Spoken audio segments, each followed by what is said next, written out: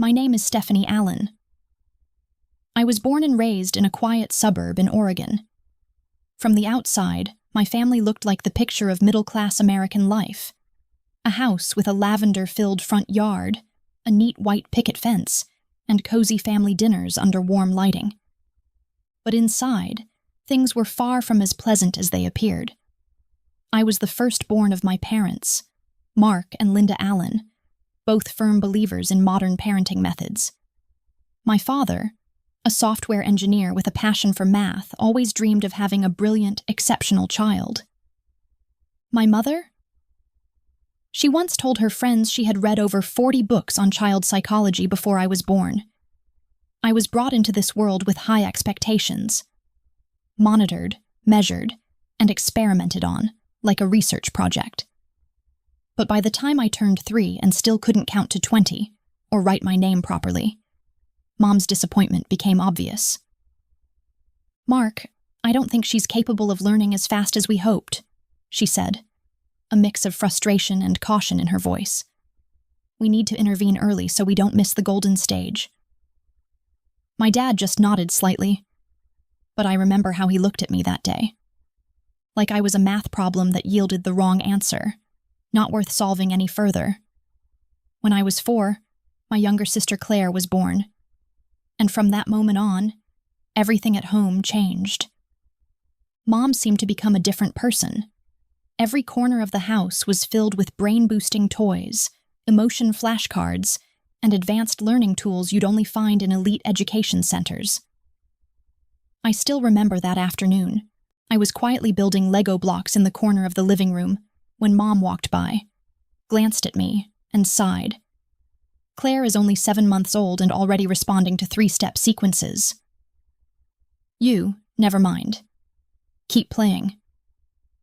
Claire had a musical high chair, imported fabric books from Sweden, and a private Montessori tutor before she turned 2. And me?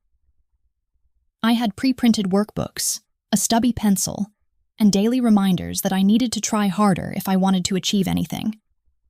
When I was 8, I won 2nd place in the school-wide art competition. I brought my painting home, bursting with excitement. Mom glanced at it and said, Well, Claire read an entire short story in English today." Dad didn't say anything. He was busy installing a logic puzzle board for Claire downstairs. I learned not to expect anything. No praise, no rewards, no proud glances.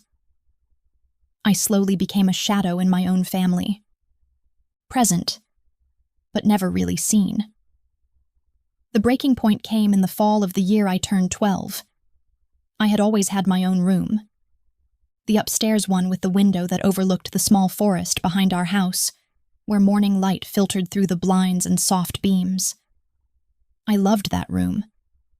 It was the only place where I felt like myself. One evening, just after I finished my homework and was hanging up a new drawing on the wall, Claire barged in. "Mom says I'm moving up here. This room's bigger, and I need space for my new study corner." I looked at her, thinking it was a joke. "No," I said firmly. "This is my room." Claire shrugged and walked out. Less than 24 hours later, when I got home from school, everything had changed. My things had been moved into the smaller room next to the laundry room. The old room now had Claire's name on it, packed with new learning equipment and a pristine white study desk. I walked into the new room, tiny, cramped, and cold. The bed touched the wall. The desk was too small for both my books and a lamp. I stood there, fists clenched, choking back tears. "Mom!" I called. "Why would you do this?" "That was my room. I've had it since I was little." She didn't even turn around. "You're older now. You should learn to give way. Claire needs it more. Don't make a scene, Stephanie." I didn't answer. I walked back in, shut the door, and sat on the edge of the bed. The light from the hallway spilled through the crack under the door, pale and unfamiliar. For the first time, I felt it clearly. In that house, I was the afterthought, despite being the firstborn. By the time I reached senior year of high school, life in the Allen household still revolved around Claire. She was now a top student at a prestigious private high school, chauffeured in a brand new SUV with a private tutor visiting twice a week. And me? I still attended public school, walked to class every morning, and handled everything on my own, from academics to extracurriculars. I never complained. I was used to being behind the spotlight. But I wasn't prepared for the moment when every last illusion of fairness was shattered. Right at the dinner table. That night, my grandparents, Arthur and Helen, came to visit. They were the only ones in the family who ever made me feel seen, heard. We were eating Mom's lasagna, and Claire was going on and on about her summer program plans at Stanford. "That's wonderful," Grandma Helen smiled, then turned to me. "And what about you, Stephanie? Have you thought about college yet?" I looked up, for the first time feeling hopeful that I might get to share something of my own. I applied to the University of Oregon and UC Davis. I just got accepted into Oregon's business program. Partial scholarship. If I get more financial aid, then... I didn't even finish before Mom set down her fork and knife. The sound echoed sharply. "Stephanie," she said, her voice tight. "Your father and I have talked. We can't provide more help with your tuition this year." I blinked. "What?" Dad jumped in, as if rehearsed. "We need to prioritize Claire. She's been invited to an Ivy League prep program. It's a rare opportunity." My heart sank. "So, all the college savings you said were for both of us are going to Claire?" Mom sighed, like she was stating the obvious. "Claire has real potential. You, Stephanie, might want to consider starting at community college and transferring. Or, taking time to work isn't a bad option either." "Not a bad option?" It took me a moment to realize they were completely cutting me off. The room went silent. No one spoke except for the quiet clink of Grandma Helen's spoon against her plate. "Linda," she said, her voice low but firm. "Both girls are my granddaughters. I can't sit here and watch one be cast aside." Mom pursed her lips. "Mom, this isn't—" "Yes, it is," Grandpa Arthur interrupted. "It absolutely is our business." That night, as I was clearing dishes in the kitchen, Grandma Helen came over, gently placing a hand on my shoulder. "You don't have to carry this burden anymore," she said. "We'll pay for your college tuition. All of it. No loans needed." I turned, eyes red. "But that's too much money." "It's not too much when it's an investment in someone who tries," she smiled gently. "You don't need favoritism to shine, Stephanie. You've already done it on your own." That fall, I moved into the dorms at the University of Oregon. The day I left home, Mom gave me a half-hearted hug at the door and said, "Be frugal and don't expect anything from us." Claire didn't even look up from her phone. I stepped out of that house, dragging my suitcase across the front yard path, feeling like I had just opened a new door. One without condescending stares or bitter comparisons. College was a different world. There, I wasn't the average kid, no longer the shadow behind a self-proclaimed genius. I was Stephanie Allen, a business student with a sharp mind and an unbreakable spirit. Professors praised my strategic thinking. Friends came to me for help with assignments, and every weekend night, I called my grandparents to tell them about every small step forward I made. My parents didn't call. They didn't check in either. And strangely, I wasn't upset. I didn't need it anymore. I had stopped seeking validation from a place where it was never freely given. What I had now was real value, one that came from within. I entered my senior year of college with a sense of certainty I had never dared to imagine. Thanks to late-night study sessions in the library, part-time shifts at a small downtown cafe where I learned how customers really think and hours spent devouring every investment model I could find online, I started to get noticed. One of my finance professors, Dr. Elgin, referred me to a competitive summer internship at a well-known investment firm in Seattle, Bradley and Lane Capital. I still remember the first interview. Glass conference room, gleaming oak table, and 3 managers sitting across from me, each holding my resume. "Zaylin," one of them asked, "what do you think is the most important factor when creating an investment strategy?" I replied, "Understanding. Not just the data, but the psychology behind it." They glanced at each other and nodded. I got the offer. And from that summer on, everything changed.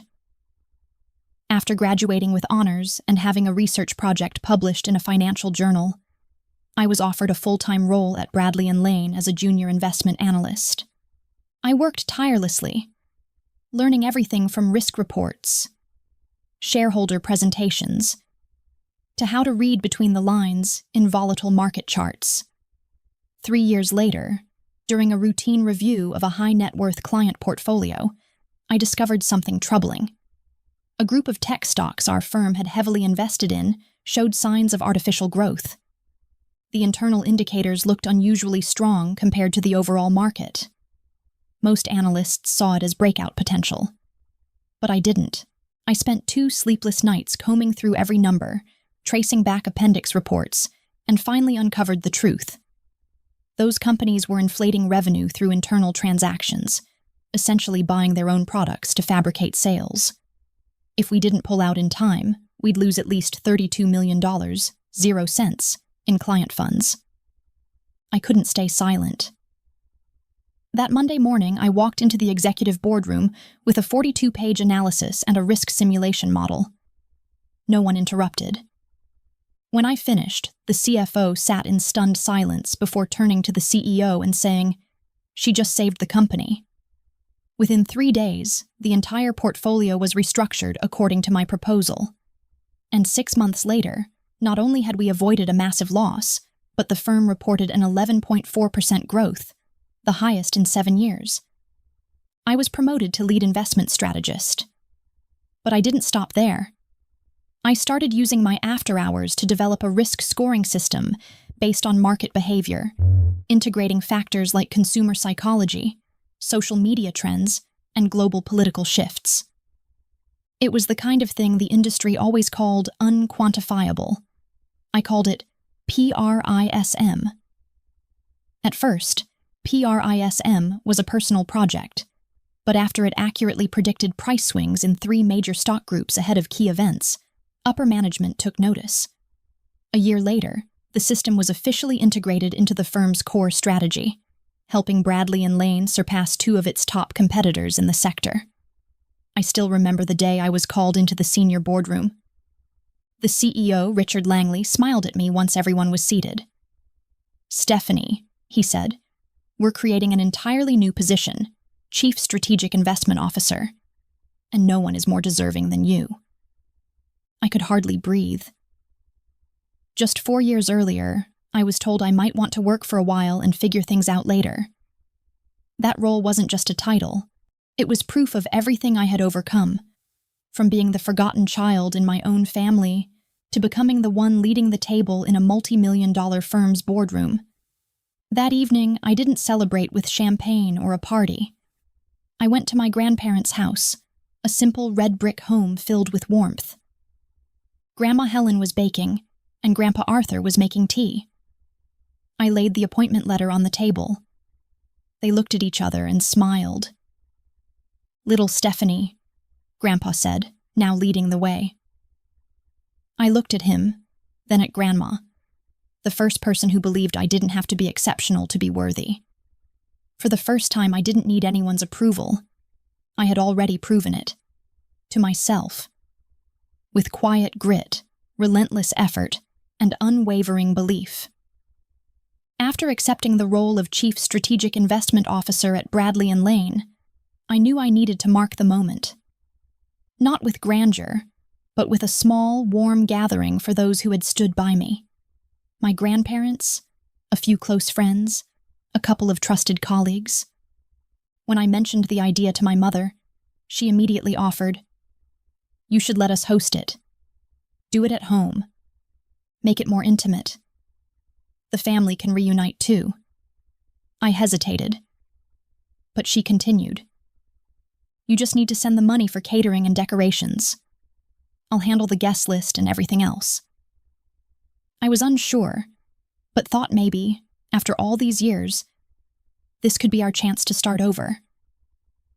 I transferred $3,500 to her account and didn't ask further. A week later, when I arrived at the old house in Salem, the place where I'd grown up, slowly fading behind Claire's shadow, I never expected to walk into a perfectly staged performance. The house was more lavishly decorated than I imagined. White orchids covered the dining tables, soft golden ribbons wound up the staircase, and the scent of gourmet dishes filled the air. I saw my grandparents by the small bar, chatting with a few relatives. Claire descended the stairs in a striking red satin dress, face perfectly made up. Walking beside her was a tall, polished man I didn't recognize. People began gathering around, and just as I raised my glass to speak, my mother stood abruptly, beaming. "Dear family," she announced, "we're here today not just to reconnect but to celebrate something truly special. Claire and her boyfriend Andrew are officially engaged." Cheers and applause erupted. I stood frozen. I turned to my mother. Her eyes passed over me like I was just another guest at a party I had paid for. I stepped forward to speak, but my father intercepted, gripping my wrist like a period at the end of a sentence. "Don't ruin this," he muttered, his voice sharp as steel. "If you make a scene now, don't expect anything else from this family. No contact, no inheritance. Nothing." I pulled his hand off mine and took a deep breath. Part of me wanted to leave, to let them drown in their own play. But the other part, the one that had lived too long in the shadows, refused to stay silent. I returned to the center of the room, raised my champagne glass, and said, "Excuse me, everyone. May I have just a moment?" All eyes turned to me. Claire paused mid-step. My mother's brow creased. "This gathering today," I began, calm but clear, "was planned to celebrate a major milestone in my life. I was recently named Chief Strategic Investment Officer at Bradley & Lane, a major financial firm in Seattle." I paused, scanning the room. "I'm the one who sent the money for this event." My mother agreed to organize it, and never once mentioned it would be turned into an engagement party. Murmurs rippled through the room. My grandparents stood still, stunned. "I'm not against Claire's engagement," I continued. "What I can't stay silent about is the fact that my own family tried to erase me from my own moment, just like they did all throughout my childhood." Andrew turned to Claire, confusion in his eyes. "You told me this was just a family gathering." Claire's face flushed. "Andrew, I just wanted to wait for the right time. By using your sister's money to stage your big reveal," he cut in, voice lowering, "I came here expecting to feel welcomed, not to watch someone be pushed out of their own moment." He set his glass down and walked away. Claire chased after him, in vain. The room fell into suffocating silence. My father stood, face red with anger. "You should know your place, Stephanie. This is still—" "No," I interrupted. "This is a place built on favoritism. It's not a home anymore." I turned to my grandparents. They hadn't moved. Grandma Helen's eyes shimmered, and Grandpa Arthur gripped my hand as I stepped toward them. "I don't need the rest of this family to know who I am." And I walked out the door, the same one I had once left in silence. But this time, my head was held high. Andrew left the party without a word, leaving behind Claire's panicked gaze and a stunned family. She chased him to the porch, but the car door shut before she could say anything. The Mercedes taillights disappeared behind the trees, leaving the room in a silence that had once been filled with laughter. Claire turned back, her tears quickly replaced by fury. "You've always been jealous of me. You can't stand seeing me happy. So you destroy everything." I stood still. I didn't respond. For the first time, I didn't feel hurt, just tired. Of the same tired blame played like a broken record. "Claire," Grandma Helen said, voice calm but sharp. "You made your choices. Don't dump the consequences on your sister." My mother rushed forward, face pale with rage and embarrassment.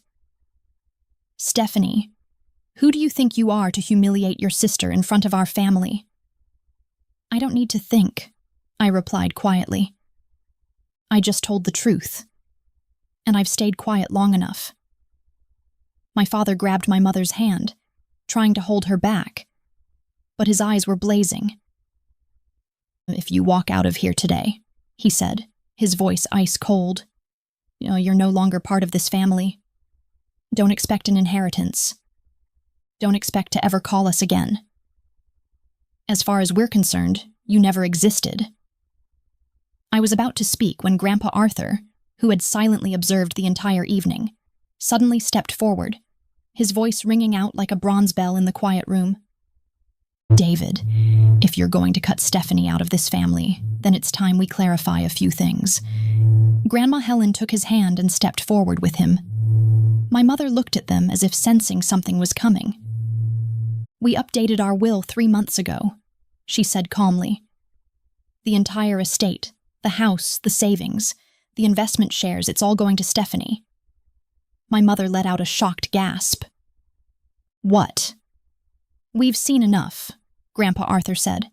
"Enough to know who lives by their values and who lives off of being coddled." "Claire is my biological daughter," my mother nearly screamed. "Why her?" "Because she's the only one in this family who never demanded anything, never complained, and never stepped on others to lift herself up," Grandma Helen replied, her voice trembling slightly, but her eyes steady. "We don't reward favoritism or deceit." Claire burst into tears, her pride unraveling. She ran up the stairs, her red dress flaring like a bleeding stroke on a collapsing painting. My mother stood in the middle of the room, lips trembling. My father turned away, silent. I clutched my purse, looking at my grandparents, heart swelling. "I never asked for this. I don't need the inheritance." "We know," Grandpa Arthur said, smiling. "And that's exactly why you deserve it more than anyone." I looked around the house, once a wound, now a stage for truth to come to light. One by one, the relatives rose from their seats, avoiding my gaze as if they had just awakened from a misguided dream. No one stopped me as I turned to leave. I stepped outside, the spring night breeze brushing my cheek, carrying the familiar scent of apple blossoms from the backyard. I heard the door shut behind me.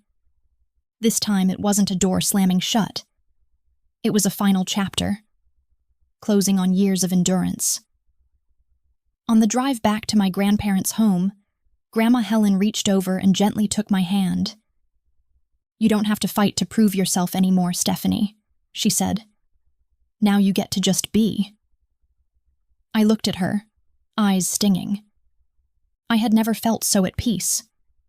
Not because of the money, not because of recognition, but because, for the first time, I had chosen myself over chasing approval from people who never truly wanted to see me. 3 years have passed since that night, the night I walked out of my parents' house for the last time, carrying the truth, the pain, and the strength I never knew I had. I never looked back and never felt the need to. During those 3 years, I poured my heart into my work at Bradley and Lane. Every early morning before sunrise, every quiet night on the 19th floor. There I was, refining strategy, tweaking the Prism algorithm, listening to the market, and leading my team through moments that once felt impossible. When the current CEO, Richard Langley, announced his retirement, no one expected him to choose me as his successor. But to me, it wasn't luck. It was the result of every effort, every sleepless night, and every hard decision I had ever made. On the day I was officially appointed CEO of Bradley and Lane Capital, I was 30 years old, the youngest female CEO in the firm's 60-plus-year history. The announcement took place in the main hall, camera lights flashing, every seat filled with shareholders. I stood on that stage not to impress, but to represent a new generation, one that doesn't have to be born into glory to create its own. After the speech, I took out my phone and called my grandparents. "I did it," I whispered, voice thick with emotion. Grandpa Arthur laughed on the other end, and Grandma Helen repeated the words, "I'll never forget. You've always been worthy, Stephanie. From day one." Meanwhile, 40 miles away, in the town of Salem where I grew up, things hadn't changed much. Claire was now 27. She no longer wore the engagement ring, nor held a steady job. After Andrew walked away that night, her life spiraled through one failed attempt after another. She dropped a fashion course, saying it was too much pressure, tried being a content creator but quit because no one gets my style, and eventually moved back in with our parents. Into the same room she once took from me. I haven't spoken to my parents since that night. Sometimes my grandparents mention that they've asked about me through mutual friends, but I don't care anymore. I've learned that not every relationship is meant to be kept, especially when it's built on denial and selfishness. Every Sunday afternoon, I visit my grandparents for dinner. We toast bread, flip through old photo albums I once thought were buried forever. Grandma Helen still tells little stories from my childhood, and Grandpa Arthur pretends not to remember them, just so I have to retell every detail. One time I asked them if they ever regretted leaving everything to me. "We didn't leave it because of what it was worth," Grandma said. "We left it to the one who understood the value of choice, the one who chose integrity over convenience, silence when it mattered, and voice when it counted." I smiled, because I knew that was the greatest inheritance they gave me. Not assets, but faith. One spring afternoon, as I was leaving the office after a global strategy meeting, I saw someone waiting in the main lobby. I squinted, then realized it was Claire. She looked thinner, her gaze uncertain, but still wore her signature look, designer coat and polished heels. "I'm not here to apologize," Claire said immediately, like a shield. I just want to know how you're doing so well, without anyone lifting you up." I looked at her, not angry, not pitying, because I once had nothing, Claire. And that's when I learned to stand on my own. That's something you've never had to do. Claire stared at me for a long moment. She said nothing, then turned and walked away. I don't know if she'll ever change, but I do know I'll never go back to being the sister who always yielded, always endured, always stayed silent to keep the peace. I walked back to my office where my team was waiting to build something new together. And I knew then, no matter where the path starts, as long as you don't abandon yourself, the destination will always be worth it. My story isn't just about overcoming favoritism in a family. It's a testament to the power of perseverance and inner worth. I was once overlooked, pushed aside in my own celebration, but I chose to rise. Not out of spite, but out of truth and dignity. Today, I no longer seek validation from those who once denied me, because I've found my place among those who truly believe in me. And more importantly, I've learned to believe in myself. What do you think about Stephanie's decision?